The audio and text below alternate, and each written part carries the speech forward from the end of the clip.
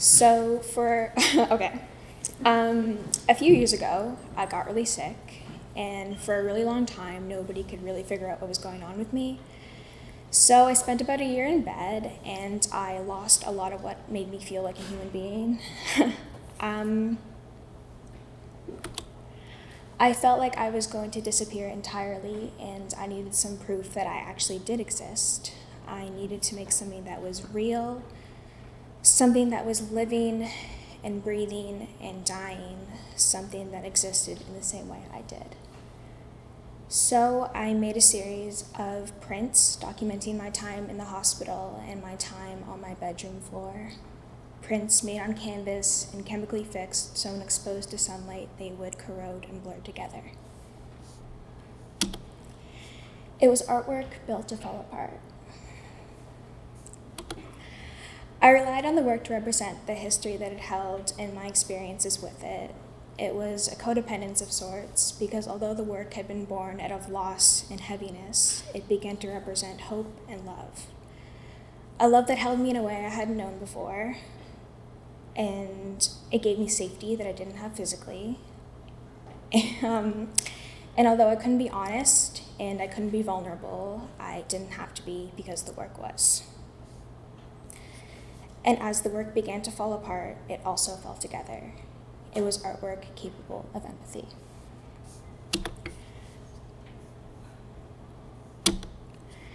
And then 6 months later, I began to develop a type of print that would fade over time. These dusting prints were created using ash and charcoal sourced from my home, from burnt postcards and love letters, something new and alive being born out of wreckage. It was work that was highly sensitive to its environment. Sunlight, condensation, even sound could permanently damage the piece over time. The work would tear itself apart just to be put back together, and over time, it learned how to forgive itself. It was born in my childhood home and experienced the same hurt and anger that I did, but it also experienced the same overwhelming, constant love that can only be held together by a family. This was when I realized it was not just a record of my life, but the lives around me. As the circumstances of my life changed, so did my work. The disconnection I'd felt for so long shifted, and I became a part of the world again. I felt like I could stop running for the first time in my life, and I began to understand that my work was no longer mine, but a product of the fundamental way we experience love and grief and anger, because even loneliness can be felt together. This was when I created my computer program, something that could feel closeness and distance all at once, something designed to create records of relationships and the interconnections between them. It was alive in the same way previous work was, but it wasn't designed to fall apart. It was designed to grow and change in the way only a child can. The program creates alternate versions of photos, sourcing pixels from databases all over the world.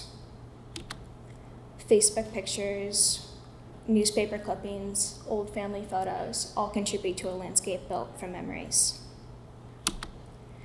The software was never designed to create something finished and It will continue to develop indefinitely. An infinite number of memories being created in moments in time, experiences that only ever happen once, are felt by everyone simultaneously. My most recent work is unlike anything I've made before. I spent a long time thinking about my family and all the love and the loneliness that's so deeply ingrained into our history. How I could recognize my mother from voice alone, and how I always knew who's walking up the stairs by the weight of their steps. I could strip almost everything from those relationships, but they would still feel like home. I learned and experienced so much from these relationships falling in and out of sync with one another. Overwhelming kindness, but also how to offset shame with anger. I learned to understand how tension and movement could be one and the same. There was a heaviness there that was too great to feel all at once, so slowly I began to dissect all of the ways in which we interacted with one another in the spaces around us, isolating small things that represented the weight that relationship carried.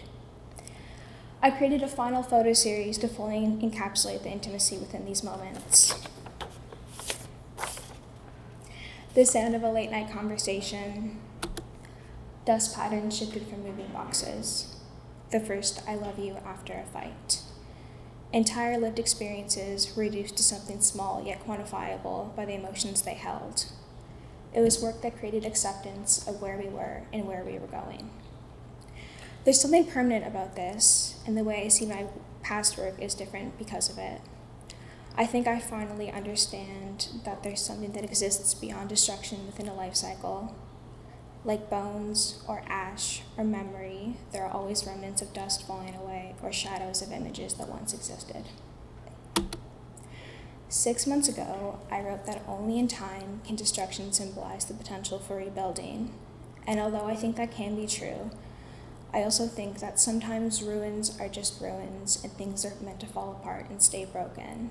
Because it's not always about moving past the pain, it's about living with it and understanding that it doesn't have to dictate our lives.